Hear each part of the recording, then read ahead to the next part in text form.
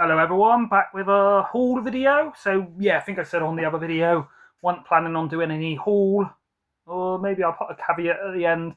But yeah, I'd won £30 on the lottery, which you obviously have to get out as cash. I usually pay for stuff on my card, so it's just sitting in my wallet. I forget I've got it even when I'm paying for shopping and stuff. And then I had something to trade in, clown in a cornfield. I think they gave me £7 trade in. So yeah, for this stuff I got in CEX, didn't really cost me much, and I got a couple of titles in HMV. Usually I go to the one in Bristol. I went to the one in Bath, so I wanted to see if they had any different premium collection for £4.99 to what they had in Bristol. Yeah, I don't think the sales ended, but a lot of the titles have come out of the sale. There's only a few. Say out of like the 20 they had, I think only like 4 or 5 was on in the sale, and they were either ones I've got or ones I want to sold on. So yeah, I got £10 worth of stuff in HMV and then a few things in CEX. I will show it now. So yeah, I know this is a medium-sized Friday, but I've got Big Wednesday.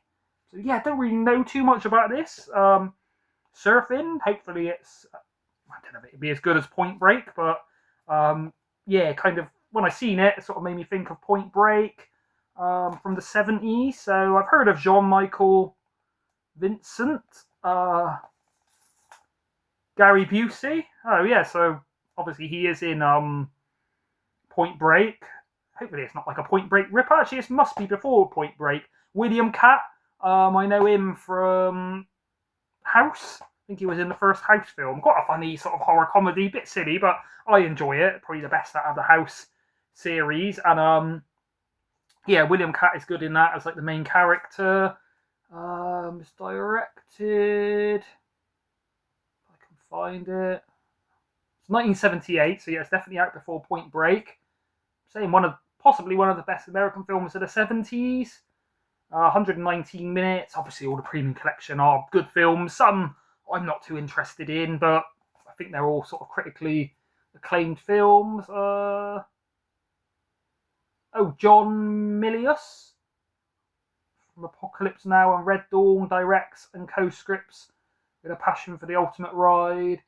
No matter what rolled in on the tides of time, California surfing buddies Matt, Jack, and Leory knew they'd stick together and that they'd be ready when a rare 20-foot swell hit the coast at last. Big Wednesday celebrates surfing as much as the most dedicated kid who ever waxed a board. It's also a fascinating 1962 to 1974 chronicle of friendships and lifestyles in transition. It's the ultimate ride and a truthful feel for those turbulent times. Jan. I think I was calling him Jean. Didn't mean to Frenchify him. Jan Michael Vincent, William Catt, co-lead Gary Busey from Point Break 1991. And the vivid camera work drops you inside awesome barrels of ocean blue. Yeah, so let me know if you know this one. Never even heard of this or seen it around. A lot of the time when I look through the premium collection, even if it's not ones I'm picking up, you just see the different titles. But yeah, I can't really say I've heard of this. Recently watched Nicolas Cage's The Surfer, which I quite enjoyed. Weird, but not as weird as I thought it was going to be, but goes in a direction you're not expecting. But yeah, I guess you could have like a triple bill of Point Break, Big Wednesday, and Nicolas Cage The Surfer. If you wanted maybe better to wait to the summer, but yeah, if you wanted a surfing-themed surfing Saturday or something. This one, yeah, probably one I wouldn't have paid full price for, but basically I had £10 left in cash to spend in HMV. Couldn't really find anything decent for a tenner. And yeah, the premium collection, this Big Wednesday was the only one really took my fancy. So yeah, I thought I'd get this. A good time to get it is, when you buy any purchase, it's at £4.99. Heard it's a really good, interesting documentary. Obviously, I'm a big fan of a lot of the films adapted from the works of Stephen King. Obviously, Creepshow 1 and 2, wrote by Stephen King, and Creepshow 1 starring him as Geordie Verrill, though he's not a good actor. I think he also directed, let me look for the name in the collection, Maximum Overdrive, which I haven't got round to watching. I think it's kind of similar to Jewel, obviously in the Steven Spielberg's Jewel. In the book, basically lorries and that become sentient, a bit like Christine, and attacking people and are trapped in a diner. So I'll see how different it is. But yeah, Stephen King on screen. Sorry about the glare as usual. It's very dark and rainy and nasty in the UK today, so don't know why the sun's coming in. But yeah, speaking with Frank Darabont, Mick Garris, Mike Flanagan, Tom Holland, all have adapted Stephen King works. I'm guessing. I definitely know Mike Flanagan has, with a sequel to The Shining. I'm having a mental block. I remember it in a sec. Frank Darabont probably adapted the most Stephen King stories of any director, to my knowledge. Obviously, The Green Mile, The Mist, Shawshank Redemption. Got one by him I haven't watched yet called The Majestic with Jim Carrey. I remember Audie said it's a good one, but don't think that's based on a Stephen King, to my knowledge. But yeah, I heard it's a really interesting documentary. I'll read you the back of it because this video shouldn't go on too long. From page to screen, his stories became cinematic gold. Stephen King, an icon in horror and best-selling author with a career spanning decades, has found many of his books and short stories turned into feature films. In Stephen King on Screen, meet the directors and creatives who brought unforgettable stories to the big screen, from Carrie to It, Misery, Stand By Me, Cujo, Children of the Corn, and more. Hollywood legends Mike Flanagan, Mick Garris, Josh Boone, Tom Holland, Vincenzo Natali, and more discuss their role in bringing unparalleled stories to life. What's the running time? 105 minutes. They're quite long. Yeah, I don't have too many of these documentaries. I have heard The Shining one. Is it Room 218? Back like conspiracies and things for The Shining. Heard that's a really good one. Pretty sure Marcus from Expo 2708 was singing that one's praises. Yeah, I think I did a Stephen King ranking over a year ago on the channel. I think I've got more Stephen King one. I mean, back then I didn't have Cujo on physical, but I would rate it high. Yeah, I think I've got a few more since. I was hoping it'd tell me on the back. The Mike Flanagan, Doctor Sleep. That's it. I knew I'd remember. Yeah, see what this one's like. But yeah, like I said, had a few sort of horror documentaries. I think I got one called Slice and Dice. There's one Ash from Popcorn and Horror, Marcus have been talking about, again from Expo 2708, called Beyond the Darkness. I think there's like a few of them, but they're really out of print and expensive. But yeah, let me know if you've seen this. Stephen King on Screen. Looks interesting. Yeah, probably wouldn't have paid a tenner, but not only I kind of wanted to round it up and couldn't find much worth a fiver, but also, yeah, good time to get that at £5 and might even give me an idea of some others I haven't heard of that Stephen King adaptations, or what you didn't realise, because much I've got a lot of Stephen King books. Yeah, some stories I forget, or some of his short stories. Maybe they changed the title. I know when they first released The Lawnmower Man with Pierce Brosnan, they kind of tried to sell it as a Stephen King adaptation. And Stephen King, I think he took him to court, put a lawsuit on him to drop his name off of it, because his story of The Lawnmower Man, I've read the short story, I think it's only a few pages long. It's literally a guy that, I can't remember why, but he gets cursed or something, and he's basically going around on the garden eating all the grass and stuff. It's a very bizarre story, but it's nothing like the Pierce Brosnan Helm-led, Helm, I was going to say, I don't know who directs that, CGI fest about people, someone coming out of the computer. I can't remember. I watched it when I was a kid. Wasn't great, and yeah, I think 88 Films do like a box set of it with part 1 and 2, but yeah, to my remembrance, they're not good films. Right, on to the CEX purchases. So yeah, I was quite restrained in HMV, just spending £10. Obviously, I've had to put £30, I think it is, aside, where I've pre-ordered. Obviously, at the same time, I pre-ordered Creepshow 2. Oh yeah, I've got it up in the background now, if you can see it, and also I'll move my head so you can see the nice From Dusk Till Dawn VHS from my good friend from Australia, Josh Fulci fan 1015. I said 1014 last time. It seems to keep going up by a number every year. Yeah, so obviously Creepshow 2 got dispatched, and I've had an email saying I think Every, they're called, they're like handling the delivery. It should be here in 2 days, so I'm guessing that's come out the bank account, be about £30. So I say some for that. So yeah, hopefully I'll get Return of the Living Dead on 4K special edition from our video a bit early. Comes out next Monday, I think. I think it's the 7th of October. But yeah, looking forward to obviously I watched it only about a month ago on DVD, so it'd be nice to watch the 4K. But yeah, I'll go back onto the beaten path, should I say. Yeah, this one, heard of it a long time ago, never seen it. Heard it's about like Aztec Incan or Mayan. I know that's not really narrowing it down, but some kind of savage ancient civilization. Are they that civilized? Mel Gibson in Apocalypto. I don't know if he stars in it. I know he directs it. Yeah, directed by Mel Gibson. I think it might be in have subtitles, or at least some of it. It should do, really, because if they are Mayan. Let me just check. Yeah, mysterious Mayan culture. I think the Aztecs were in Mexico. I think the Mayans were in somewhere in South America, maybe Honduras or something, and then the Incans, I think they were like Central America. I'm not sure, but let me know any history buffs in the comments. Yeah, heard good things about this. One Stewart's been singing the praises. Obviously, Braveheart with Mel Gibson. Passion of the Christ, directed by Mel Gibson. Does he direct Braveheart or just star in it? I've got a steelbook of Braveheart, so don't tell me information on the back, so let me know. And then, yeah, heard this is one of his good directed ones. Quite brutal. Yeah, you can see that. I remember my mate had seen it years ago, and without spoiling it, I think everybody probably knows the history of the Mayan civilization. They'd sacrifice people, and then their heads would drop all down these steps on this big Mayan pyramid. I guess back then they didn't have slinkies, so they had to use a head to roll down the steps for their enjoyment. Yeah, who's it actually star? I'm guessing it's probably a lot of unknown or sort of foreign speaking.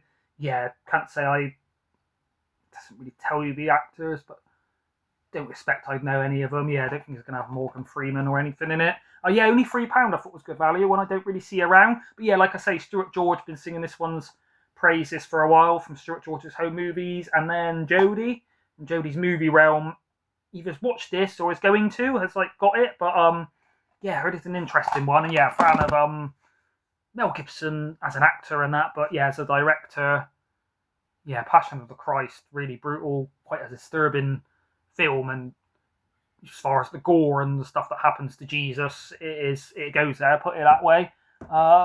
This next one is an upgrade for me.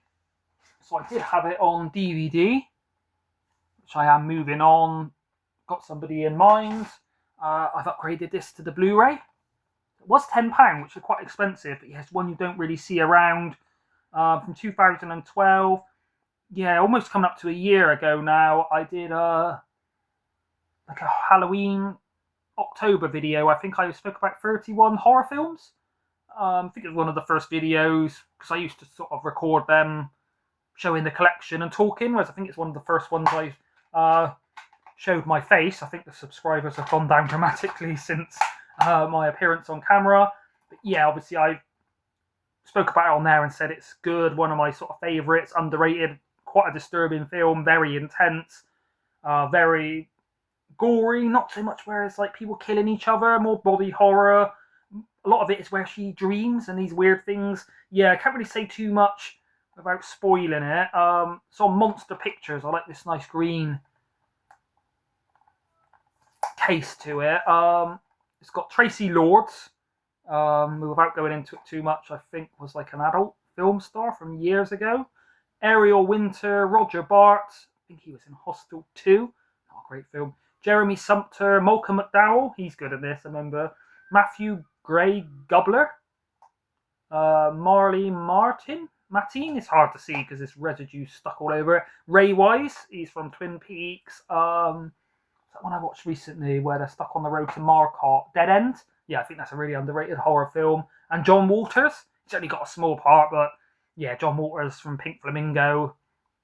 Pink Flamingos, Hairspray, and Female Trouble kind of fame, the king of trash cinema. Yeah, he's not got a massive part in it. But yeah, this Annalyn McCord, I think she went straight from Beverly Hills 90210.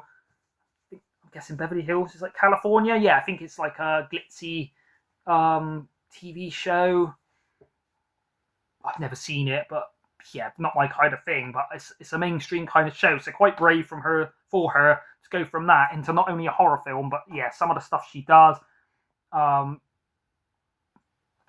only she's in compromising situations, probably quite embarrassing to film some of it, but yeah, the way they put her makeup on and that in certain scenes, she doesn't look very attractive. So a bit like Demi Moore in The Substance, good acting, but I guess it takes a lot of guts in certain films to really bear it all, pun intended. They're written and directed by Richard Bates Jr.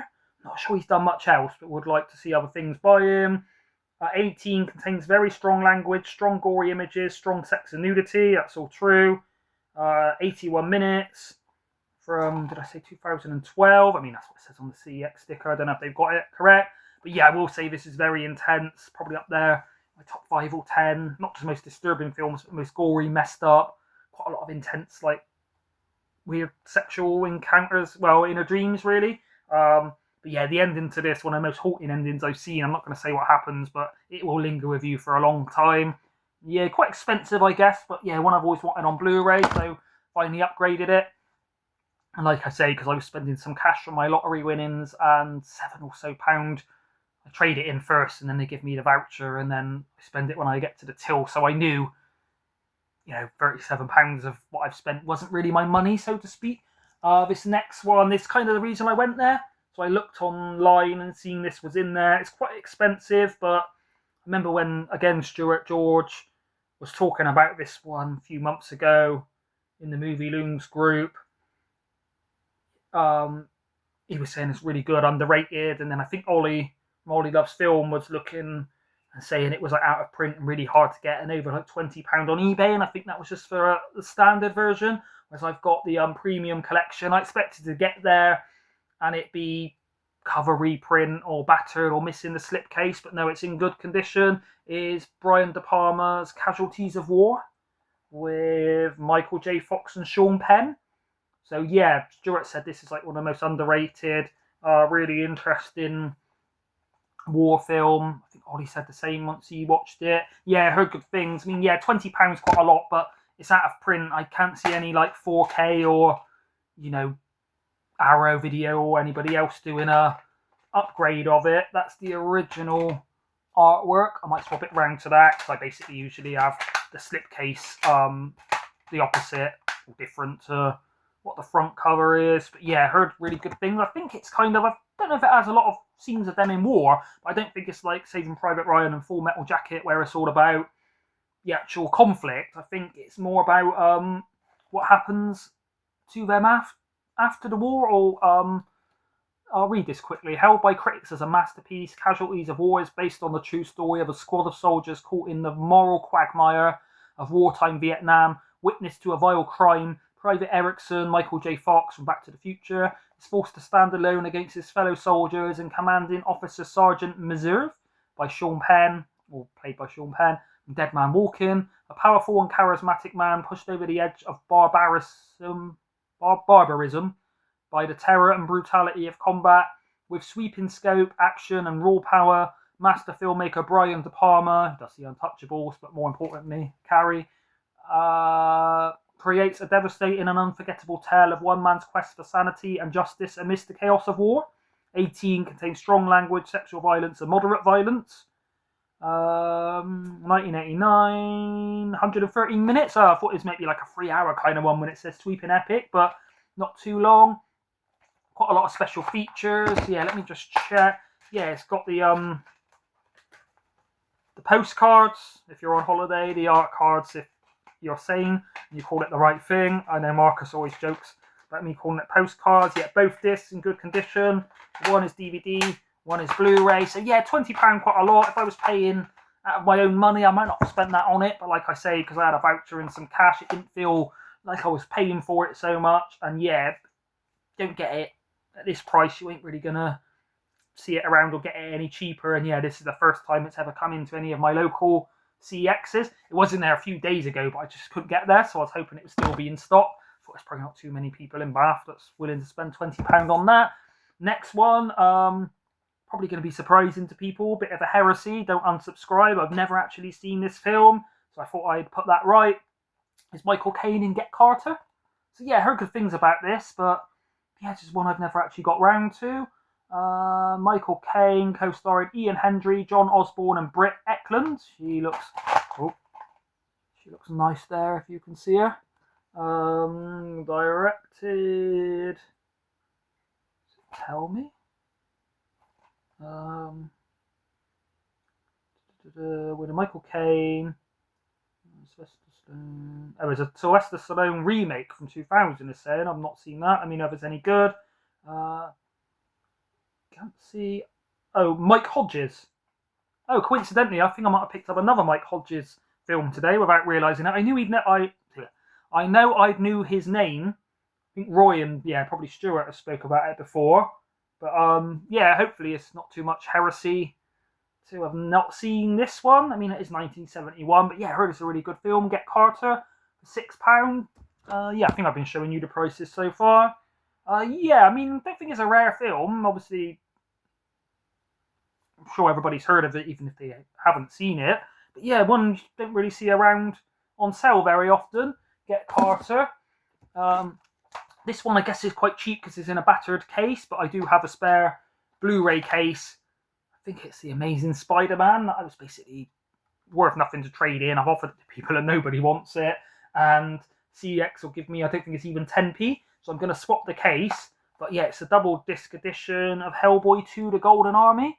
I'm pretty sure, yeah, it's a Guillermo del Toro film. Sometimes it says on the front, Guillermo del Toro. Yeah, Guillermo del Toro and Quentin Tarantino, Eli Roth to a certain extent, but I don't really buy into Eli Roth having something to do with the film. But they usually plaster the name on them. When you look, it just presents or produces, and it's not always directed by them. But yeah, the first Hellboy I did enjoy. Heard good things about this. Heard it's got really good special effects, and I am trying to get all of the Guillermo del Toro films to do a ranking. So I think maybe I just need Scary Stories to Tell in the Dark. There's a few I thought he directed. I think there's one called Nightmare Alley I've never seen or even seen around to buy. Maybe it's just on streaming. Sorry, I'm looking over that way. Even though I've moved my cat's litter tray out of the room, he's lurking around by it. I don't want him making a noise on the video, so I'll go and shoo him off if he's about to do his business. Yeah, I heard it's good. Heard it's got really a bit when they go into like the village and you see all these monsters and like special effects. It's all sort of done like physical, practical effects. Maybe some CGI, but yeah, the monsters. Yeah, thought for £1. Interesting one to watch. And yeah, one I was looking for a while ago. Give me a sec. You wait till the video's finished, you brute. Sorry about that. Oh, go on. Get out of it. You can come back in 2 minutes. Sorry, I think he does it on purpose. I don't think cats are, what's the word? That shrewd and calculating, but he is. Yeah, so yeah, when I was looking for it a while ago, I was looking at HMV and stuff, so I was trying to just get the last few Guillermo del Toro, and I just couldn't find it anywhere. When I did see it in HMV, I think they wanted about 15 for it. So yeah, if you can see, the case is a bit split and dog-eared, but yeah, I got a new one to change it into, so that's okay. And yeah, coincidentally, another Mike Hodges. Maybe someone's bought a Mike Hodges collection with Get Carter and this, and that's why they've traded it in. But it's Black Rainbow on the Arrow Video label for £6. I don't know too much about it, but obviously I do collect Arrow Video, so if I see one for this kind of price, then yeah, when I seen the name Mike Hodges on the back, kind of thought, yeah, I've heard of that guy. I think he's done some good stuff. Pretty sure he's British, I'm guessing by the name and the fact he's directed Get Carter. Oh, and he's done Flash Gordon. It also stars, let me move this stupid CEX sticker. I'm not going to keep going on about it because I've said it a lot of times. Obviously, we all moan about cover reprints. But yeah, this sticker here, fair enough. You want to see the price. It even tells you the year. It's quite helpful from 1989. But this little stupid sticker here just gets in the way, leaves residue.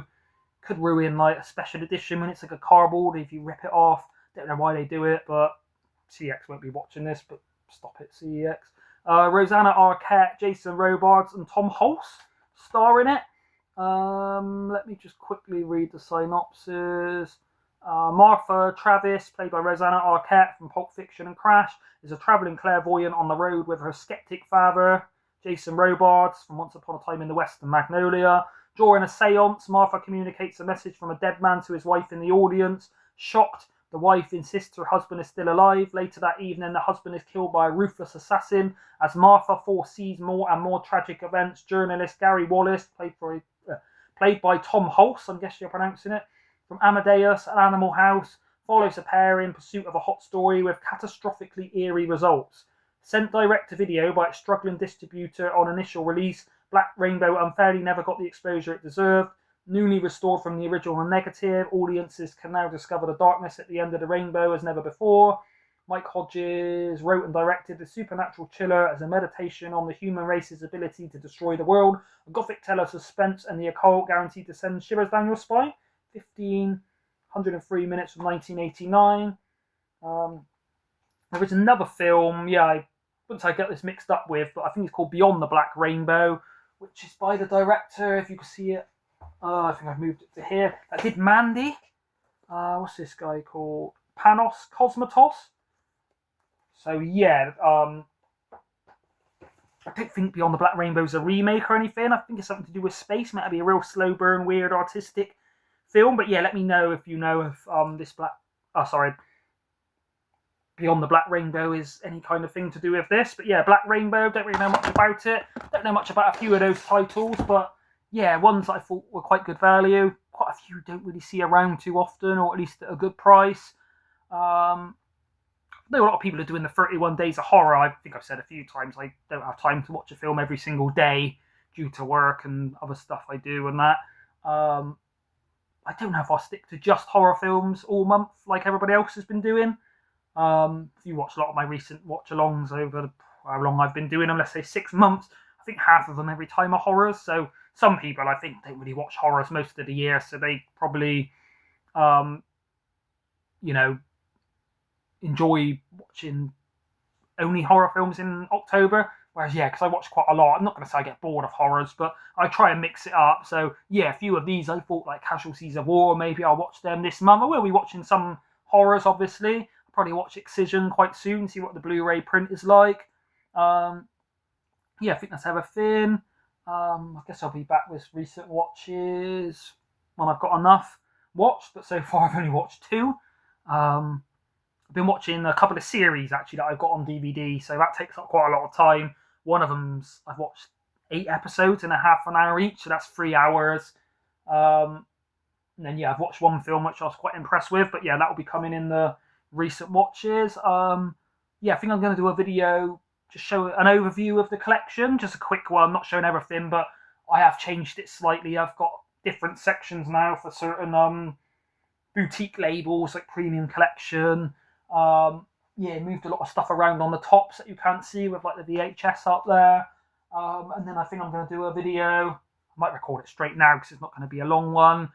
Showing all the indicator titles, not just to show off the collection. I will link her, but Jodie from Jodie's Movie Realm did a good video showing off some indicator titles. And it's kind of want to do the video, not just show the ones I've got, but as you probably know, if you collect indicator, it's like a 1-sentence synopsis on the back, so you can't tell too much. So some of them I've got because they look interesting, but I thought maybe people in the know could recommend me which ones I should be watching first out of these. But that's all for this video. Not too many pickups. I mean, about 50, 60 quid's worth. Ended up paying about 20 or so for them. So it's kind of nice when you're a bit broke that you can still pick up some film titles, because if I don't, then I get cold turkey and hot sweats and have to go to rehab. All right, goodbye everybody.